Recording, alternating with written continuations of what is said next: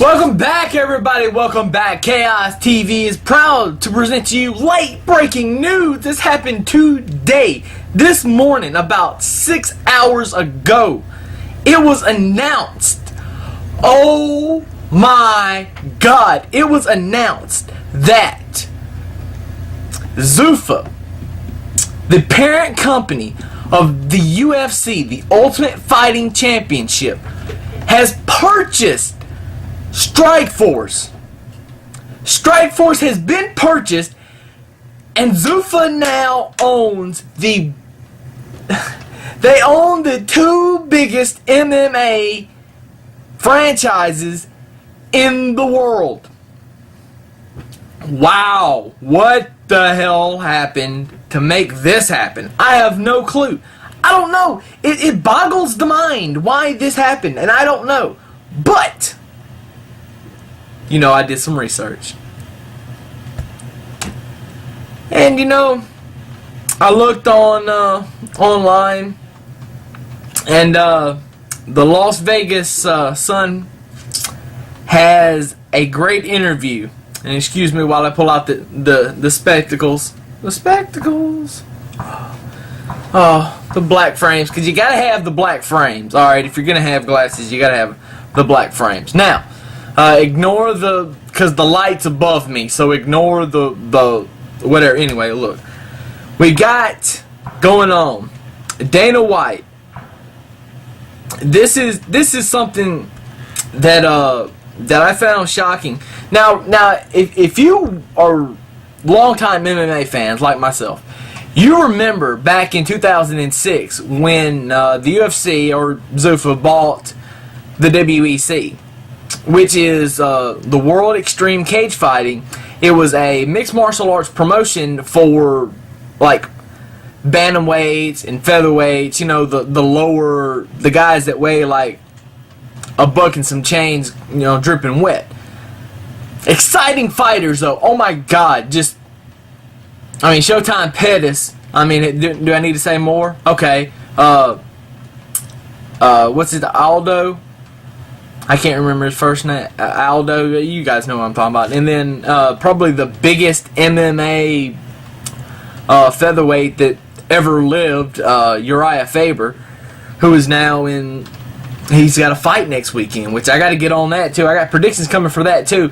And you're not gonna like what I'm gonna have to say, but I will speak when I need to. Now, as far as back to what I was saying.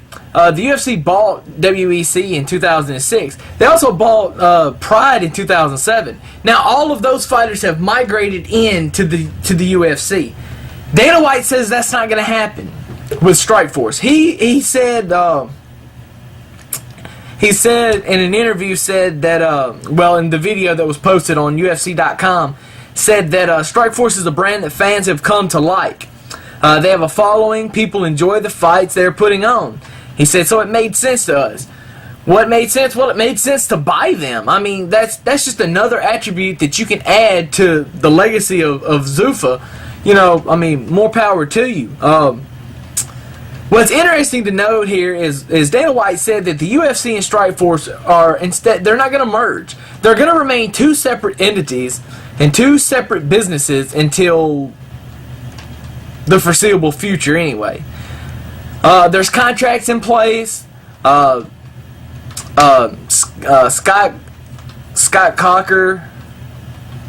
Coker, excuse me. I'm so sorry, Scott Coker. Scott Coker, that wasn't a diss by no means. It's not a rib. Scott Coker is going to remain the CEO of Strikeforce, and he's going to run the everyday activities of the company. But as far as as far as them jumping over and all of those fighters migrating. Now, if you recall, there's guys like Pat Miletich and Frank Shamrock who do the announcing on Strikeforce. In case you didn't know, they were with the UFC, and then they had falling outs with Dana White. But it's not just them. This thing goes on that I've read. Of course, there's other guys. Let me see if I can find it. Like Dan Henderson, Hendo Henderson. Of course, the new light heavyweight champion. And then one of the top welterweights that Strikeforce has, Paul Daly, they signed with Strikeforce because of their disputes with UFC and with Dana White. I don't know if it was personal or if it may have just been business. But Dana went on to say, I don't want to make anyone feel uncomfortable over there because, there's a lot of people wanting to know if he's going to be at the next couple of events. He said, I'm not going to any events anytime soon for the sense of I don't want to make anybody feel uncomfortable, because there's a lot of tension between guys that's in that locker room or under that organization on that roster and Dana White, because Dana plays hardball. This is a business.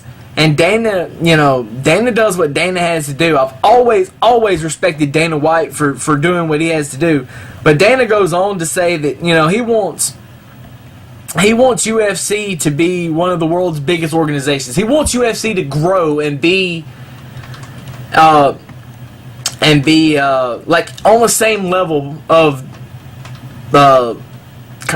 money or revenue or whatever as the NFL. Now, right now it's kind of like this. I can't reach high enough. UFC brings in a lot of, oh my God, they bring in a lot of money. But the problem is, the NFL, they're working, and the NFL's working on, the whole contracts, the CBA thing. They're trying to get more and more money, like they're not already getting paid enough to work.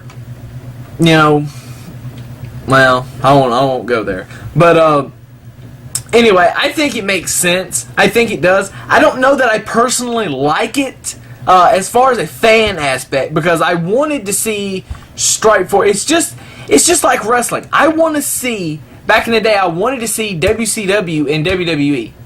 Or WWF at the time. I wanted to see them, and they went head-to-head on the same night. That's what I wanted to see with WWE and TNA, eventually when TNA gets moved up and can actually compete.